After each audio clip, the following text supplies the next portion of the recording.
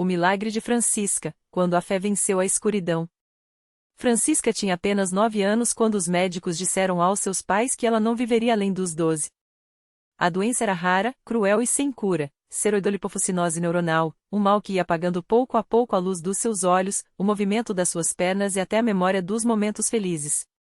Os especialistas explicavam com termos técnicos o que o corpo da menina sofria: acúmulo de substâncias tóxicas no cérebro, degeneração neurológica, perda progressiva da visão, mas o que a família ouvia era apenas uma sentença: não há nada a fazer.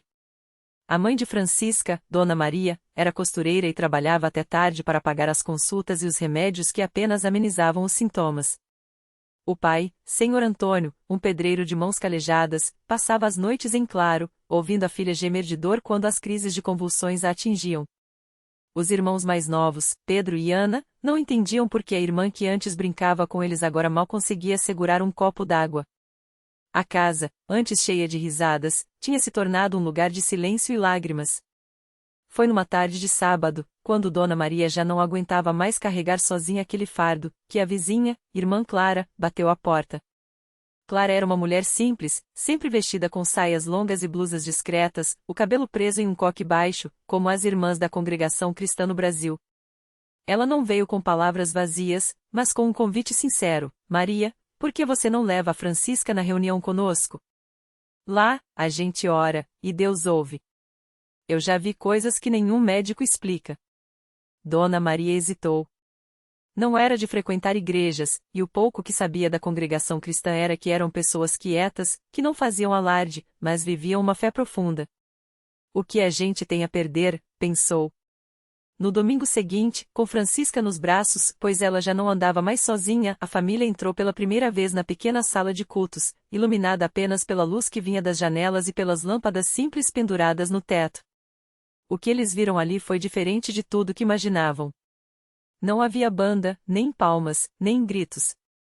Só irmãos e irmãs, homens de um lado, mulheres de outro, todos vestidos com modéstia, alguns com bíblias gastas nas mãos. No centro, um ancião de voz serena dirigia a reunião.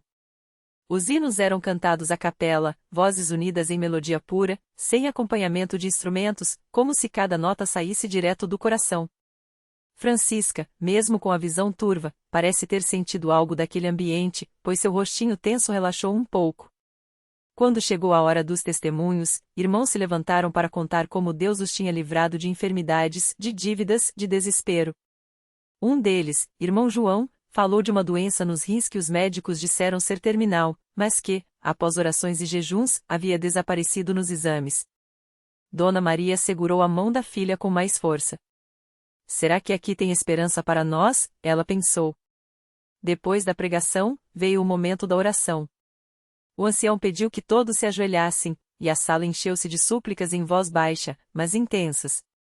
Dona Maria, com lágrimas escorrendo, pediu a Deus que, se fosse da sua vontade, curasse sua filha. Não com palavras bonitas, mas com a dor crua de uma mãe: Senhor, eu não aguento ver ela assim. Se o Senhor quiser, salva ela. Mas se não for assim, me dá força para carregar essa cruz. Francisca, que mal conseguia falar, murmurou algo que só a mãe entrou: Mãe, eu quero ver o céu. As semanas passaram, e a família continuou indo às reuniões. Os irmãos da congregação não faziam promessas, não diziam que a cura viria logo. Só oravam, jejuavam e encorajavam: confie em Deus. Ele sabe o que faz. Francisca começou a participar dos cultos infantis, onde as crianças aprendiam hinos simples como Jesus é a minha luz e Deus é amor. Mesmo com a visão quase toda perdida, ela sorria quando ouvia as vozes agudas das outras crianças cantando. Até que veio o dia da Santa Ceia. Era uma tarde de domingo, e a sala estava cheia de irmãos em silêncio reverente. O pão foi partido, o vinho foi passado, e cada um examinou seu coração antes de participar. Francisca, sentada no colo da mãe, estendeu a mãozinha trêmula para pegar um pedacinho do pão. Quando o ancião orou, ela repetiu baixinho: Obrigada, Jesus. Naquela noite, algo mudou. Francisca acordou no meio da madrugada e sentou-se na cama, assustando a mãe. Mãe, eu estou vendo, ela disse, apontando para a janela.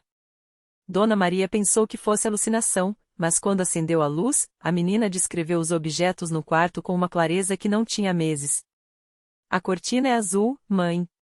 E ali está o meu ursinho de pelúcia. O pai, acordado pelo barulho, correu para o quarto e, incrédulo, viu a filha andar sozinha até a parede, tocando-a como se quisesse confirmar que não era sonho. No dia seguinte, eles foram ao médico. Os exames mostravam uma melhora inexplicável, a degeneração havia parado, a visão estava voltando, os reflexos neurológicos respondiam. O neurologista, um homem cético, coçou a cabeça e disse: isso não tem explicação científica. Mas se foi um milagre, então Deus é muito bom. A notícia se espalhou pela congregação. No domingo seguinte, quando Francisca entrou na sala de cultos andando sozinha, muitos irmãos choraram. O ancião, com voz embargada, pediu que ela desse seu testemunho.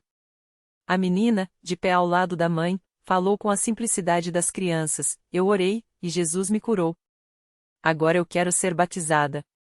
O batismo aconteceu num rio limpo, cercado por irmãos que cantavam hinos de gratidão. Francisca, vestida de branco, foi mergulhada nas águas pelo ancião, enquanto a mãe e o pai, de mãos dadas, agradeciam a Deus por aquele dia.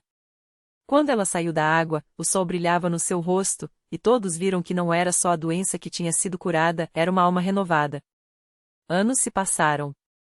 Francisca cresceu, estudou, e hoje é uma jovem que serve na mesma congregação onde foi milagrosamente curada. Ela não esconde as marcas que a doença deixou, uma leve dificuldade na fala, um andar um pouco mais lento, mas carrega nelas a prova de que Deus ouve as orações dos humildes. Sempre que dá seu testemunho, ela repete a mesma coisa: Deus não tira a prova antes da hora, mas Ele nunca abandona a gente. Às vezes, o milagre não é só a cura, é a força que Ele dá para a gente seguir. E assim, na simplicidade de uma sala sem luxo, entre irmãos que não buscam fama, mas só a vontade de Deus, a história de Francisca se tornou mais um sinal de que, onde a fé verdadeira, até as doenças sem cura encontram um limite. Porque na congregação cristã no Brasil, os milagres não são anunciados com trombetas, eles são vividos no silêncio daqueles que sabem que, para Deus, nada é impossível.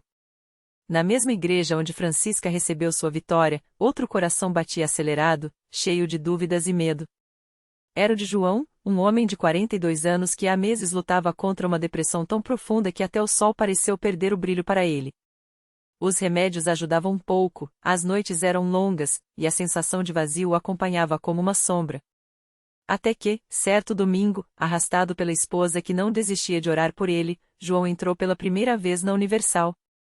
Não foi fácil. As lágrimas vieram antes mesmo de sentar no banco. Ele se sentia um fardo, um caso perdido. Mas ali, entre os louvores e as palavras do pastor, algo diferente aconteceu. Não foi um sermão bonito ou uma música emocionante, foi quando o obreiro se aproximou, colocou a mão em seu ombro e disse: Deus não te trouxe até aqui para te deixar assim. Hoje, essa batalha acaba. João não acreditou de imediato. Já tinha ouvido promessas antes. Mas quando o pastor chamou os que precisavam de libertação à frente, ele, tremendo, levantou-se. Não tinha forças nem para erguer os braços, mas ali, entre irmãos que oravam com fé, algo começou a quebrar. Não foi instantâneo como um raio, mas como uma luz que vai clareando aos poucos. Ele sentiu um alívio no peito, como se um peso de toneladas fosse tirado de suas costas. E quando abriu os olhos, as lágrimas que caíam não eram mais de dor, mas de uma estranha paz. Nos dias que seguiram, João percebeu as mudanças. O desânimo que o acordava pela manhã já não estava mais lá. Os pensamentos negativos, que antes o sufocavam, perdiam força como se alguém os empurrasse para longe.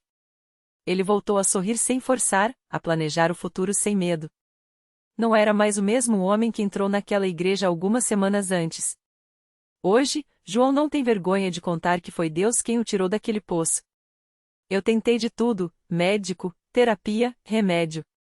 Nada me encheu como aquele momento em que senti o Espírito Santo me tocando.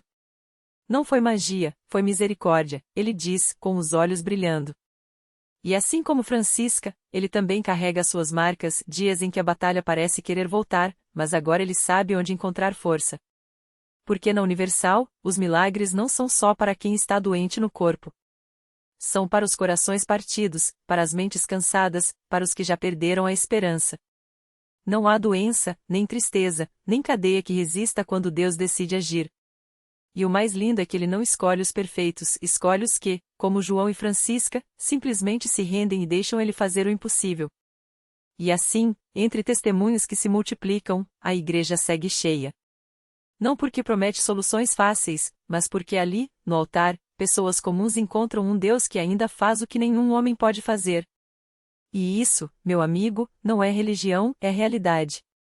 Naquela mesma semana, enquanto os testemunhos de João e Francisca ainda ecoavam nos corações dos que ouviam, outra história começava a se escrever nos bancos da Universal.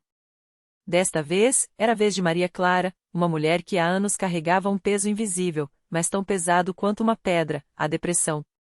Ela chegou arrastando os pés, com olheiras fundas e um sorriso que já não conseguia mais esconder a dor. Havia tentado de tudo, médicos, remédios, terapias, mas a escuridão parecia sempre voltava, como uma sombra que não a deixava em paz. Até que, numa tarde de desespero, uma amiga a convidou para vir à igreja. Vem só uma vez, disse.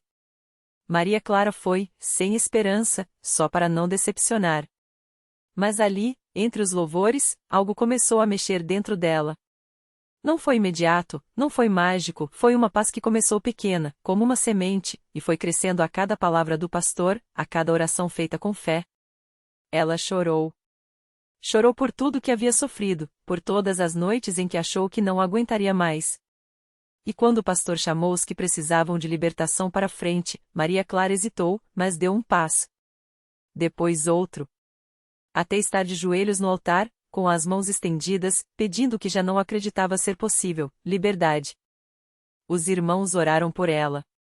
Alguns impuseram as mãos, outros simplesmente a abraçaram, como se dissessem, você não está sozinha. E então, algo aconteceu. Não foi um raio, não foi um barulho, foi uma certeza que encheu seu peito, Deus a via. Não como uma doente, não como um caso perdido, mas como filha. E naquela hora, Maria Clara sentiu o peso sair. Não como se tivesse sumido, mas como se alguém o tivesse carregado por ela. Nos dias que seguiram, ela voltou. Não porque a depressão tinha desaparecido de uma vez, algumas batalhas exigem tempo, mas porque agora ela tinha uma razão para lutar. A cada culto, a cada palavra de fé, a cada abraço dos irmãos, ela sentia a luz voltando. Os pensamentos negativos ainda vinham, mas agora ela tinha uma arma, a oração. E, aos poucos, a mulher que chegara arrastando os pés começou a andar com a cabeça erguida. Hoje, Maria Clara está no grupo de louvor. Não porque seja obrigada, mas porque quer cantar para aquele que a tirou do poço. Ela ainda toma seus remédios, ainda tem dias difíceis, afinal, a jornada é de um passo de cada vez, mas agora sabe, a depressão não define mais quem ela é, Deus a definiu. E ele disse que ela é mais que vencedora. E assim, a Universal segue sendo um lugar onde as histórias se cruzam. Não porque ali vendem ilusões, mas porque ali, no meio do povo, Deus ainda escreve finais felizes para quem já achava que a história tinha acabado. João, Francisca, Maria Clara, todos diferentes, mas com algo em comum, encontraram um Deus que não desiste, mesmo quando a gente desiste de si mesmo. E o melhor: essa história não acabou. Porque toda segunda, quarta e domingo, tem alguém entrando pela primeira vez na igreja, carregando sua própria pedra. E ali, entre a fé e o amor dos irmãos, o milagre está só esperando a hora de acontecer. Porque Deus não mudou.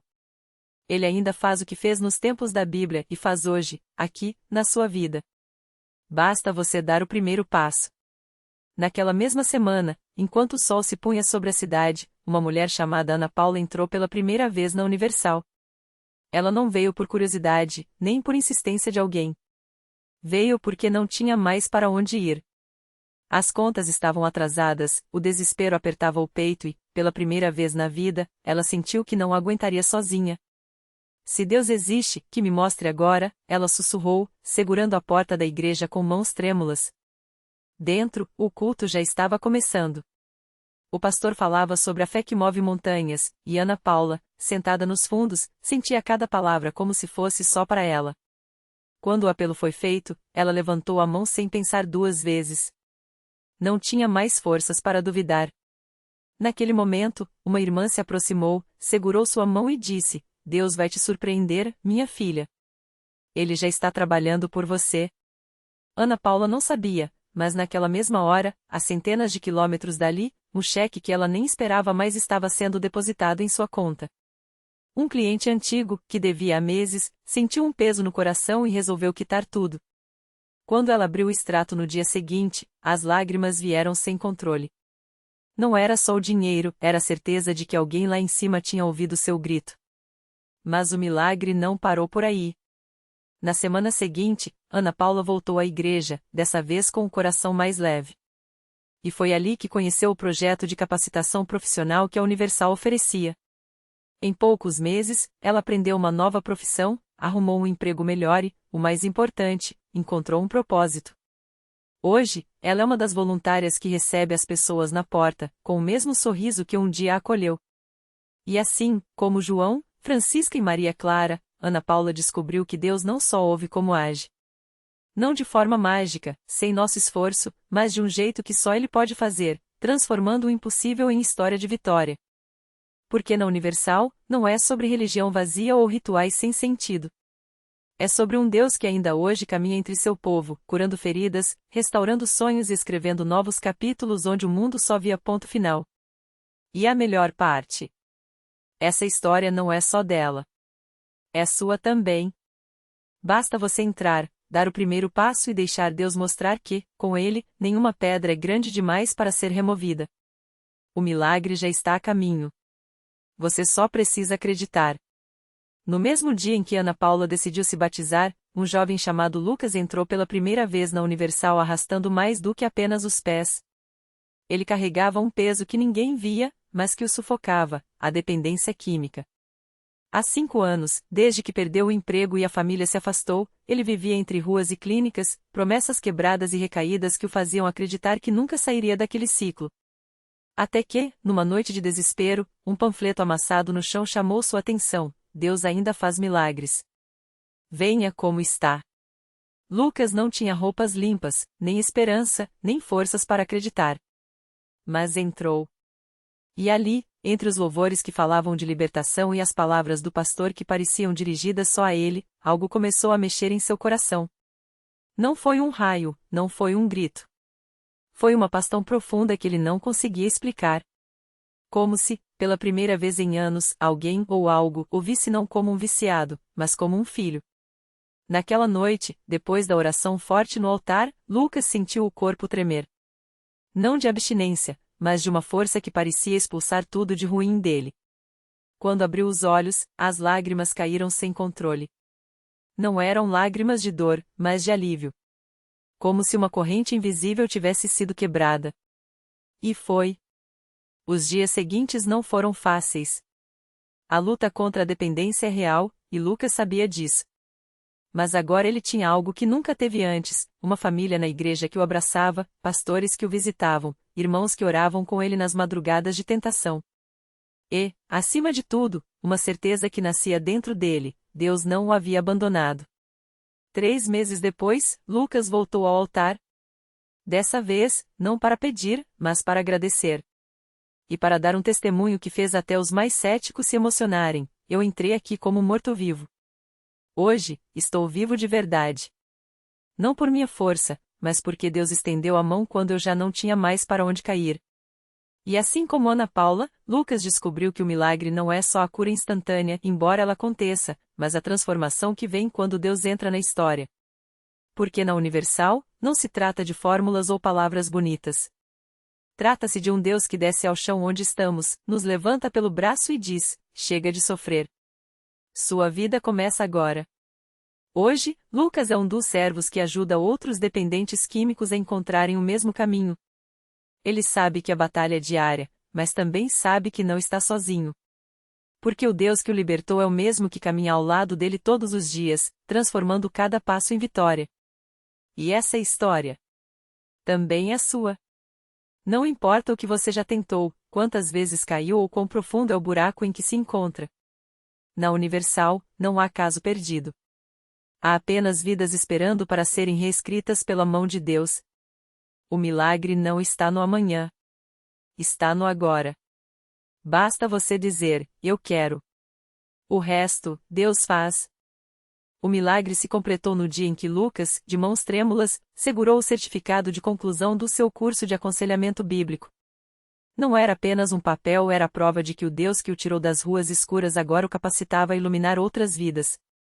Naquela noite, enquanto abria as portas do Lar da Fé, a casa de recuperação que ajudava a dirigir, um jovem chamado Mateus entrou arrastando os pés, olheiros fundos, cheirando a desespero. Não tem jeito pra mim, irmão, murmurou. Lucas sorriu, mostrou as marcas nos braços de cicatrizes de um passado que já não o definia e disse: tem sim. Porque o jeito não tá em você. Tá nele. Reflexão final. O milagre não é a ausência de cicatrizes, mas a coragem de mostrá-las como mapa para quem ainda se perde. Deus não apaga a nossa história, Ele a ressignifica. Aquela dor que te paralisou? Será o combustível para correr. Aquela queda que te envergonhou? Será o degrau que outros subirão. A liberdade não é não ter lutas, é saber que, nelas, você não está sozinho. Lição de vida. Deus não muda seu passado, mas Ele reescreve seu futuro com as letras do que você achava ser seu fim. O chega de sofrer não é um decreto mágico, é um convite: me dê suas mãos cheias de terra, e eu farei brotar vida. Lucas aprendeu que a fé não é esperar o mar se abrir, é dar o primeiro passo na água antes de ela se dividir. E você? O que está esperando para dizerem eu quero? O milagre não é a tempestade acabar. É você aprender a dançar na chuva com aquele que segura o raio nas mãos.